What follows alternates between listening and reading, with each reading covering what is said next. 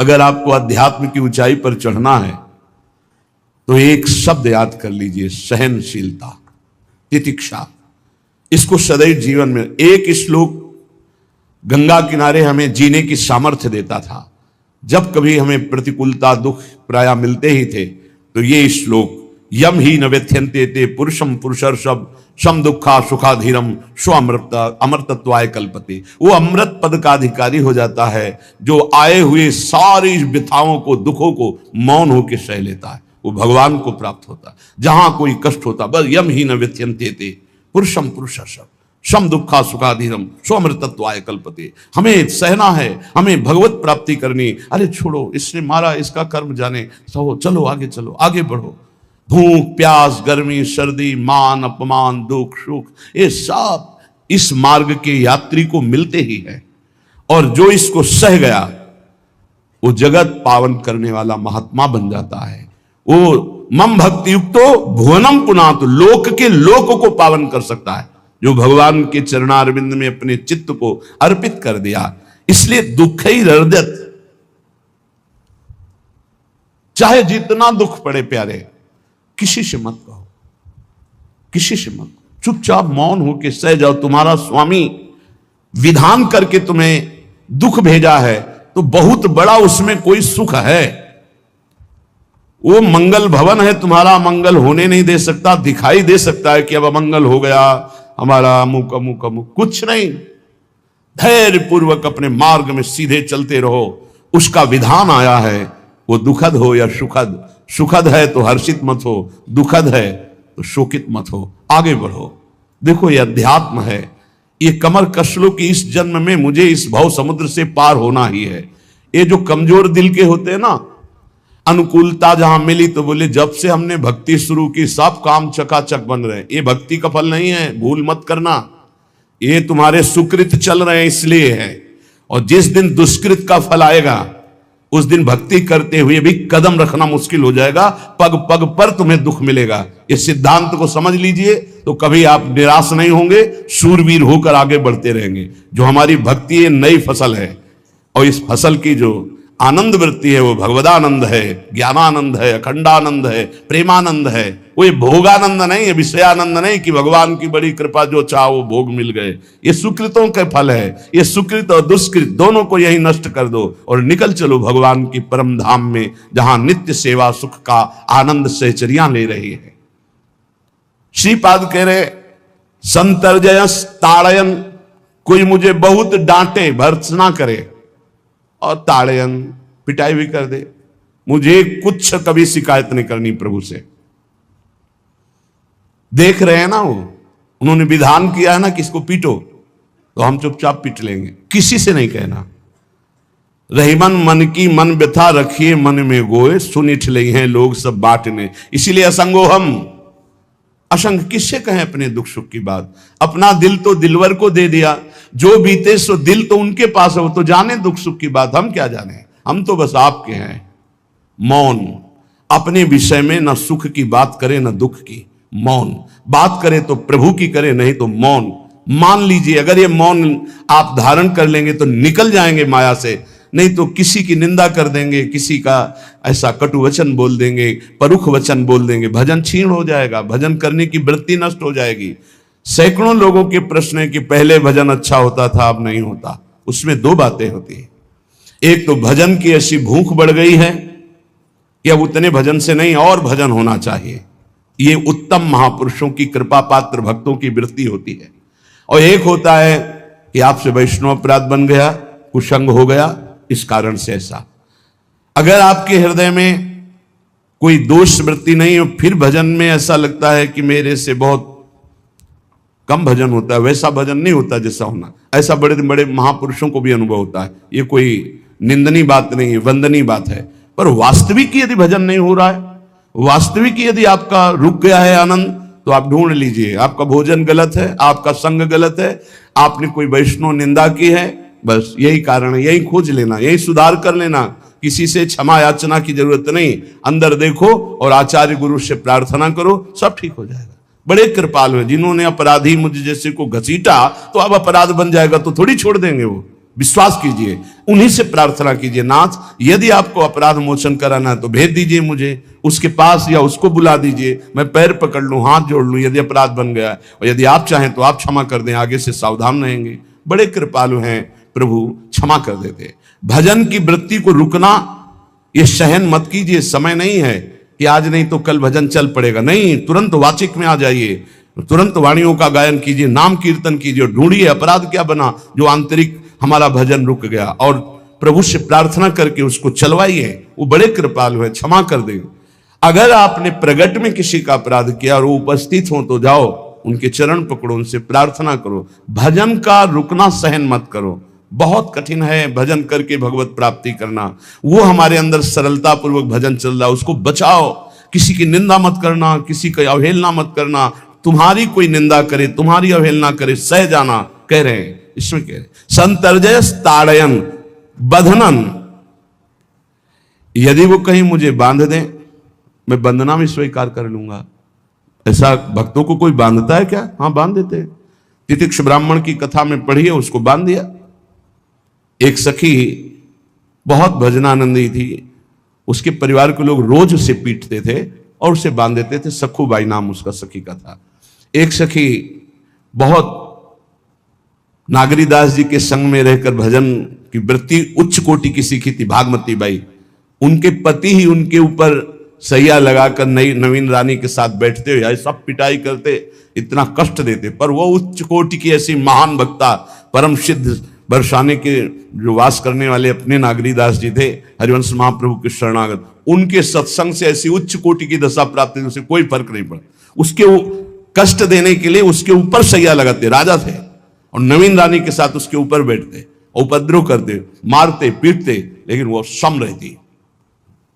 संतर्जयस ताड़यन बंधनन, शांत, वो देख रहा है, बस तुमको यही सोचना, वो देख रहा है, मेरा स्वामी देख रहा है, वो देखते हुए मौन है ना, वो चाह रहा है ना, तो तेरा किया मीठा लगे, बस बात समझ लो।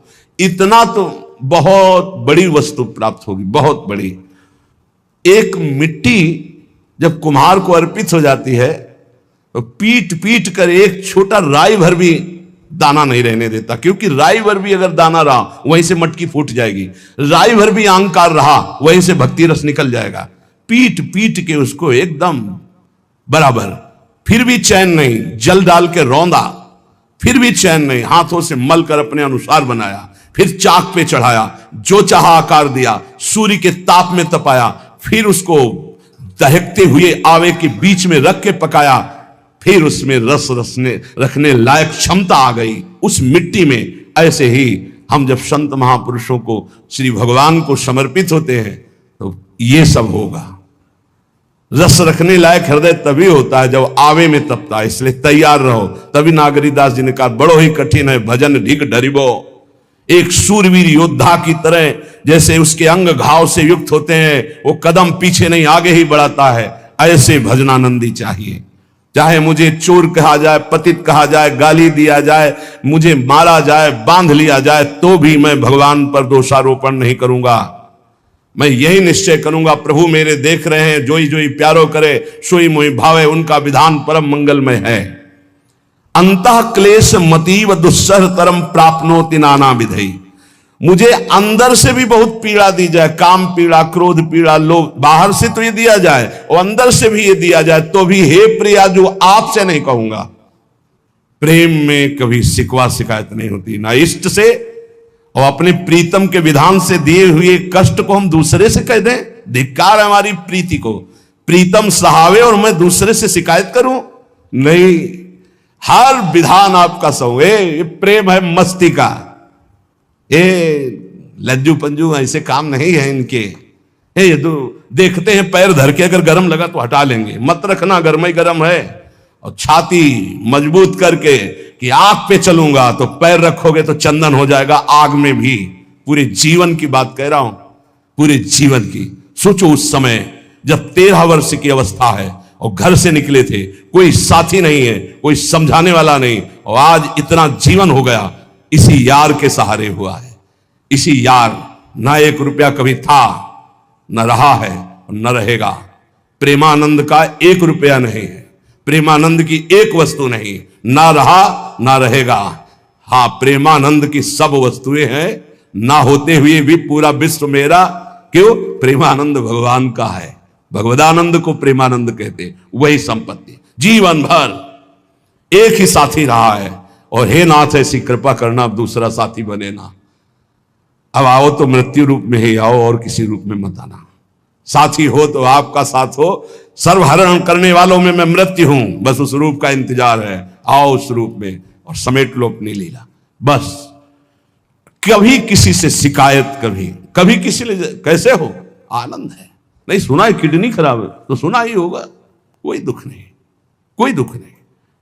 वर्तमान दुख वर्तमान के आनंद से बहुत छोटा है। क्या दुख है? स्वामी के द्वारा दिया हो। ये आप हमारी प्रार्थना मान लीजिए, इस मार्ग में चलने पर जो दुख मिले कभी किसी से कहना नहीं तो प्रीति में कलंक लग जाएगा, वो तुम्हें प्रभु से हटा देगा। नहीं, रहीमन मन की मन व्यथा रखिए मन में गोए, सुनि चले है लोग सब बाट न लिए। ये भगवत मार्ग शूरवीरों का मार्ग है। कभी अपनी आंतर व्यथा को किसी से मत कहो। जीवन में अगर कोई हमें कष्ट दे रहा है तो हमारा कर्म है, ना कि कोई व्यक्ति। ये बिल्कुल सिद्धांत चर्चा समझ लो। वही व्यक्ति जो मुझे द्वेष करता, वही व्यक्ति जो मुझे कष्ट और दंड देता, वही व्यक्ति प्रणाम करके छाती से लगाकर आंसुओं की धारा से अभिषिक्त किया, तो वो व्यक्ति था या कर्म? जब कर्म भोग हो गया तो वही हृदय से लगा के अश्रुधारा से क्षमा कीजिए, बहुत ऐसा नहीं, आप तो बड़ी कृपा की। व्यक्ति कभी कष्ट नहीं देता, मेरा कर्म उसके ऊपर सवार होकर मुझे दंड देता। इसलिए मैं किससे कहूं? अपनी जबान से दांत कट जाए तो किससे कहूं? ये जो दांत, इससे जबान हमारी पीड़ा को किससे कहूं? अब अपने हाथ से चोट लग जाए किसको कहूं? ऐसे सब आत्मस्वरूप हैं। हमारा कर्म ही उनके ऊपर सवार होकर हमें दंड दे रहा है। इसलिए भाई, श्रीपाद का सिद्धांत जो कह रहे कि अगर भगवत प्रेम प्राप्त करना है तो मुंह बंद। 22 बाजार में कोड़े मारे गए, एक बार भी श्री कृष्ण से नहीं कहा। पूज्य भाई जी महाराज के जीवन कष्टमय है, कभी श्री कृष्ण से नहीं। बाबा नहीं सह पाए, बाबा ने श्री कृष्ण से कहा, श्री कृष्ण चंद्रजू से, ये क्या है, इतना कष्ट क्यों दे रहे हो उनके शरीर को? तो मुस्कुरा दिए, बोले मैं नहीं दे रहा हूं, ये तुम्हारे कर्म का फल भाई जी भोग रहे हैं। ऐसा? बोले हाँ। सीधे अस्पताल गए, भाई जी से कहा, ये आप हमारा प्रारब्ध क्यों भोग रहे हैं? तो कहा, आज ये कौन सा खेल रच रहे हो बाबा, क्या बात कर रहे हो? जीव का अपना कर्म भोगना होता है या किसी और का निजीकृत कर्म भोग?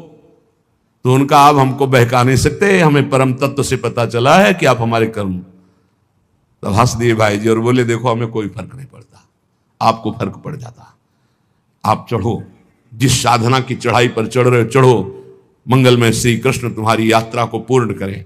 हम तो अस्पताल में पड़े पड़े प्रिया प्रीतम के साथ खेल रहे हैं, कोई फर्क नहीं पड़ रहा।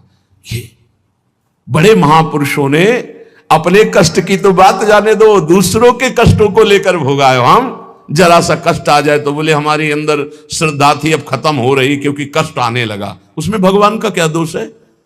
वो तो बड़े कृपालु हैं कि ऐसे पापात्मा होने पर भी मुझे महात्माओं का संग दिया, धाम का वास दे रहे, नाम जपवा रहे। अब हमारे पूर्व प्रारब्ध हमें कष्ट दे रहे हैं, इस समय भी वो हमें दुलार कर रहे हैं। जीव समझता नहीं, केवल दोषारोपण भगवान और भगवत मार्ग पर कर देता है। इसलिए उपासक को अंतः क्लेशमति व दुस्सहतरम, ये जो आप काम क्रोध से जल रहे हो ना, ये तपस्या है, इसका बहुत बड़ा लाभ मिलेगा। और अगर भोग रहे हो ना, गिर रहे हो, पतित हो रहे हो, तो वो सुख नहीं, वो शांति नहीं, वो विश्राम नहीं है। और एक बात ध्यान रखना, इस शब्द को याद रखना, ऐसे रहने पर भी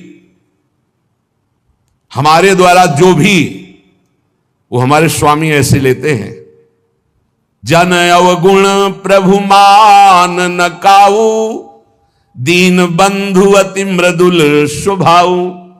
कल शाम के पूज्य परमहंस राम मंगलदास जी की वाणी का चिंतन हो रहा था, उसमें कह रहे कि जो 30 मिनट भगवान नाम कीर्तन कर लेता, मेरी बात पर विश्वास रखना हो, उसको भगवत प्राप्ति होगी।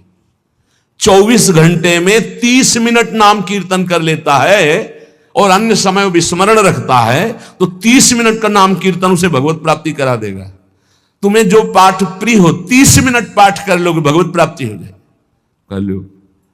और बहुत पहुंचे हुए महापुरुष जिनके चरणों में अपार श्रद्धा है, आप लोग तो रात दिन लगे आपको भगवत प्राप्ति नहीं होगी। चूक हो जाएगी तो जन अवगुण प्रभु मान न काऊ, दीन बंधुवति मृदुल स्वभाव। अग्नि की ज्वाला के समीप रुई का पहाड़ कितनी देर टिकेगा, कितनी देर टिकेगा, उसके ताप में झुलस जाएगा। ये अग्नि की ज्वाला है भगवान नाम कीर्तन, भगवत यश गुणगान। तो जैसे किसी को लगे कि वो नाम जब भी करता है वो रुचि पूर्वक पाप करता है, असंभव।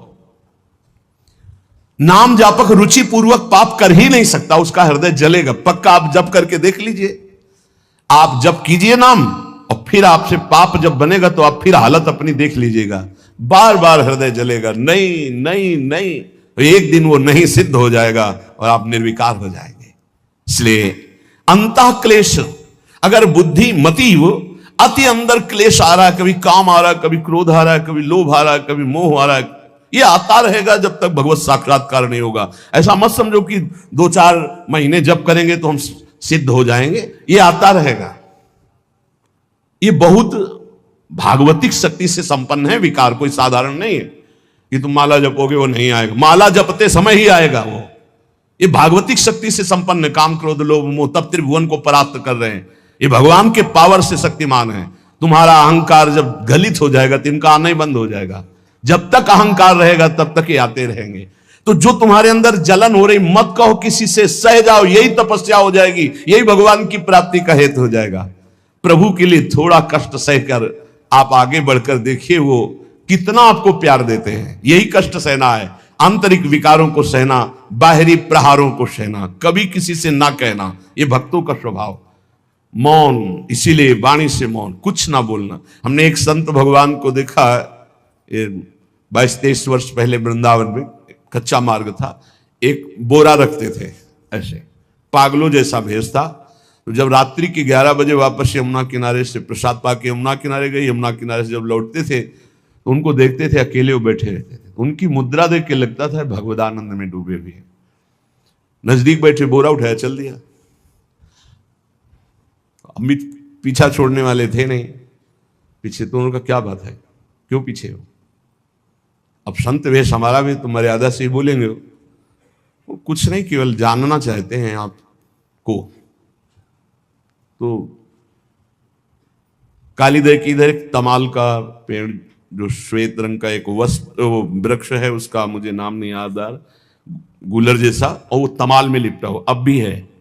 दाहिनी तरफ है ये जो खाली जगह पड़ी ऊंची, जो अपने दाहिनी तरफ बर्फ फैक्ट्री के आगे जाते हैं, उसी के नीचे बैठ गए। तो हमने पूछा आपकी स्थिति देखकर मुझे लगता है आप हर समय भगवदानंद में डूबे रहते हैं।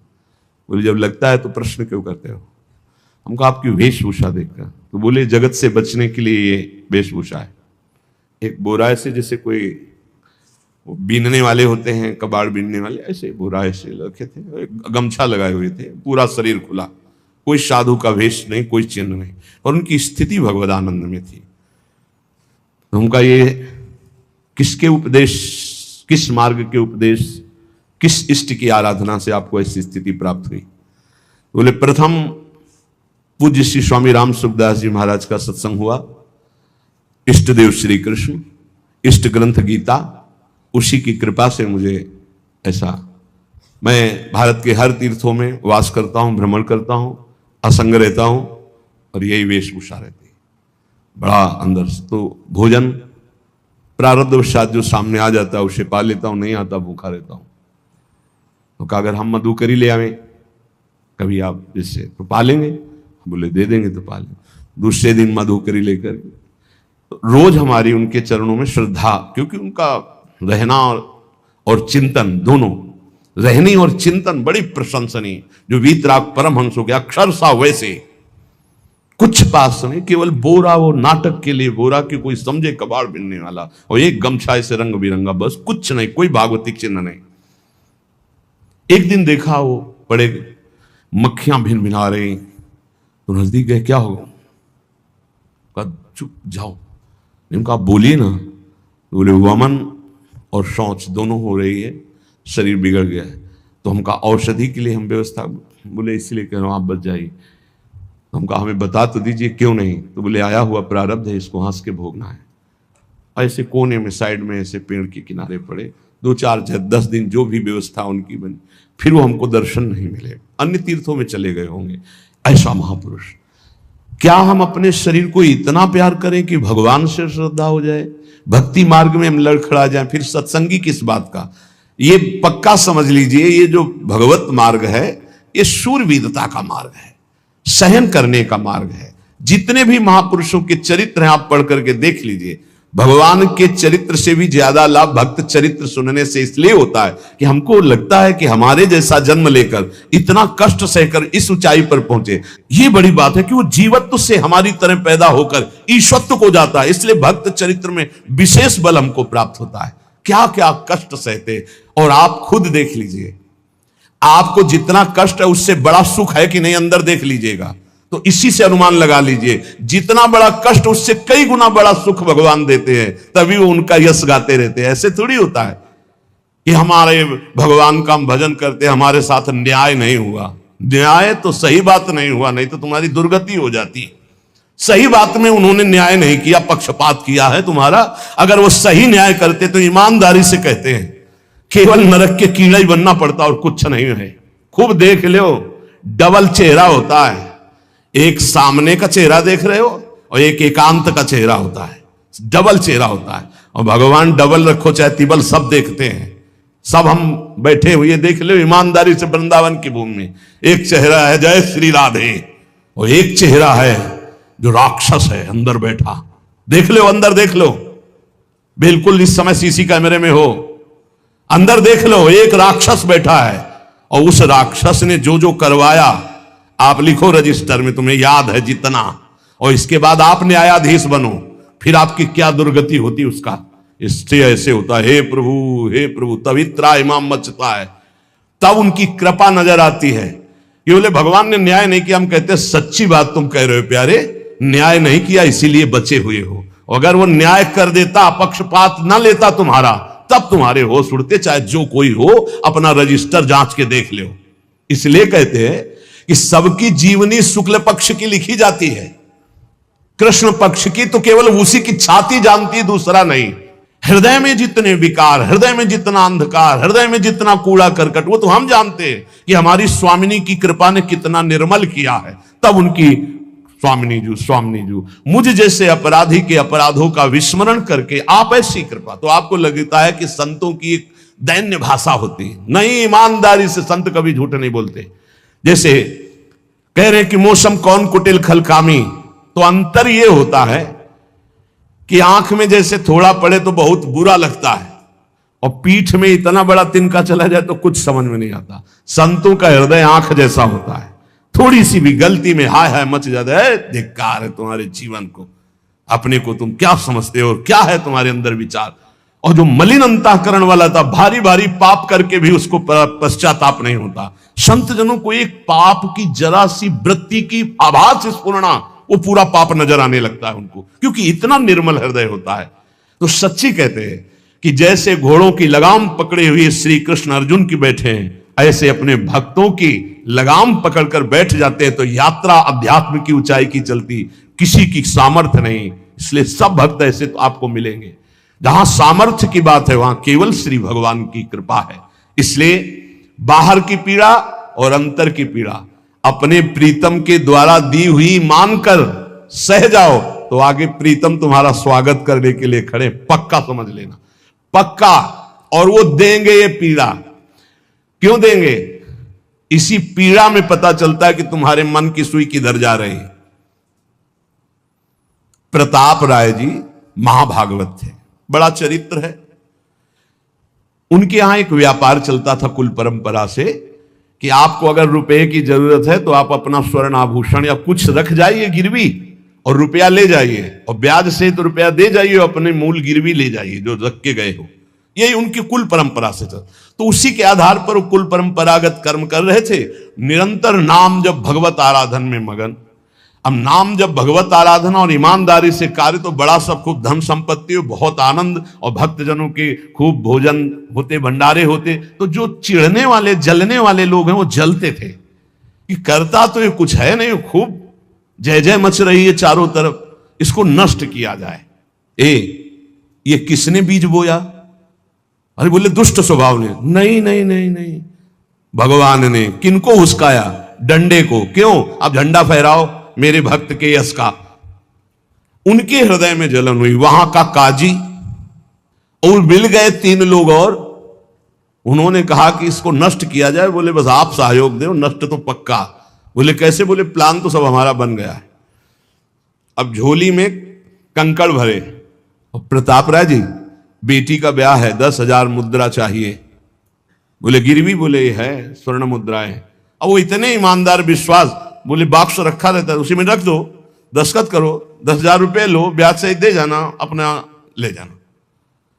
थोड़ी देर बाद दूसरा आया ऐसे, फिर तीसरा आया, वो तो उनका व्यापारी था। 5 दिन बाद वापस आया और काम बन गया, ब्याज सहित ये रुपए लो, हमारा आभूषण वापस करो। बोले जहां रख गए थे वैसे उठा लो। बाक्स से उठाया ऐसे, अरे देखो कितना नाटक करता है, माला जपता है, भगत बनता है, हमारे स्वर्ण आभूषण हटाकर कंकड़ पत्थर भर दिए। अब लोग तो आश्चर्यचकित हो रहे थे कि ये भगत जी तो ऐसे है नहीं। इतने में दूसरा आया, उसने भी वही नाटक शुरू। तीसरा आया, उस अब तो पक्का हो गया कि पाखंड करता है। लोगों की श्रद्धा को कपूर कहा गया है।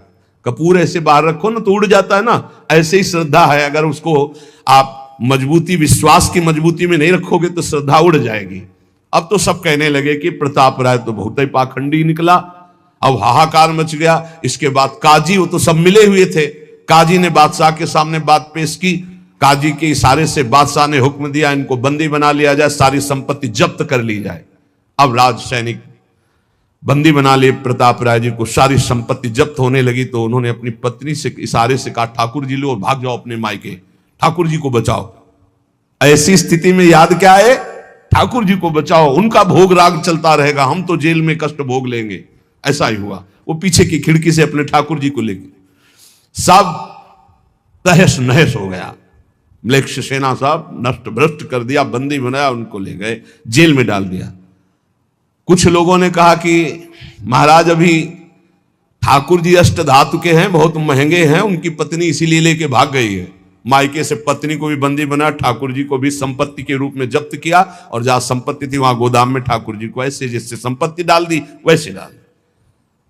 जब पत्नी नजदीक हथकड़ी बेड़ियों के सहित, और वो तब एकांत जब हुए तो उनका प्रभु आज तक मैंने कभी आपसे मांगा नहीं और कोई शिकायत नहीं की, बस एक कष्ट है इस समय कि आपको गोदाम में डाल दिया गया है। हम प्राणों से अधिक आपको प्यार करते हैं और आपको भोग नहीं लगेगा, आपकी सेवा नहीं होगी, ये हम बर्दाश्त नहीं करेंगे। प्रभु कुछ उपाय करो जिससे आपकी सेवा, अगर हमें ये पता भी चल जाएगा कि आपको भोग लग रहा है तो आजीवन हम पति पत्नी को जेल में रखो, मुझे कोई कष्ट नहीं। प्रभु ये सब कुछ हुआ, मुझे कोई कष्ट नहीं, आपको भोग नहीं लगेगा, इस बात से मैं जीवित नहीं रह पाऊंगा। भगवान देर थोड़ी लगी युगल सरकार गलवैया दिए हुए, इस स्थिति में भी तुम्हें मेरी चिंता है?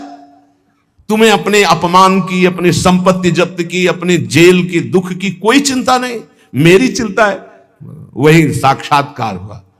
अब तत्काल, अब वो तो चाबी बदलने वाले हैं ना, ज्ञानी मूढ़ न कोय, जस जय का रघुपति करे तस ताही क्षण होए, बोले भियस महेश तब ज्ञानी मूढ़ न कोय। उस वहां का जमींदार जो था उसने कहा ऐसा हो ही नहीं सकता, यह सब गलत है, पाखंड रचा गया है प्रताप राय जी के प्रति। बादशाह के सामने विरोध प्रकट कर दिया, नहीं सही जानकारी जांच हो। बादशाह ने उन तीनों को बुलाया और कहा फांसी पे चढ़ा देंगे यदि सही नहीं बोलोगे। सही सही बोल दिया कि उसमें हम सोना तो रखा ही नहीं था, कंकड़ रखे थे।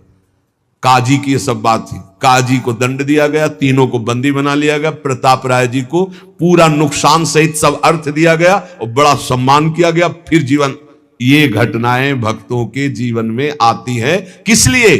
भगवत साक्षात्कार कराने। भगवत साक्षात्कार जेल में प्रताप राय और उनकी पत्नी को हुआ। इसलिए उपासक को कितनी भी परिस्थिति कष्ट के आवे, वो तुम्हारे आनंद का वर्धन करने वाले बनेगी, विश्वास रख लीजिए। बस किसी से सहयोग मत मांगना और किसी को अपनी बात मत कहना। प्रताप राय जी ने किसी से भी नहीं कहा, कुछ भी नहीं बोले, केवल प्रभु से कहा कि आपकी सेवा अगर हमको कान में सुनने को मिल जाएगी कि आपका भोग लग रहा है तो मुझे कोई कष्ट नहीं होगा, लेकिन ये मैं नहीं सह पाऊंगा कि आप गोदाम में ऐसे, क्योंकि मैं जीवन भर आपको दुलार करता रहा हूं प्रभु। अब वही भगवत साक्षात